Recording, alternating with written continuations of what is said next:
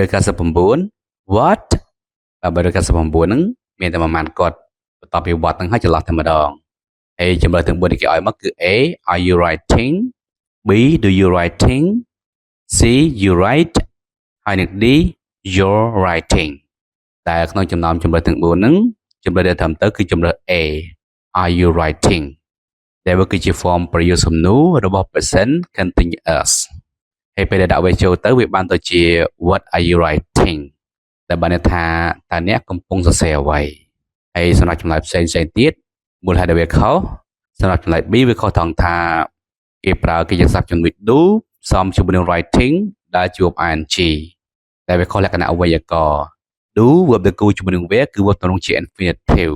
មិនមែនជា verb ing អញ្ចឹងទេហើយសម្រាប់ចម្លើយ C you write វាខុសត្រង់ថា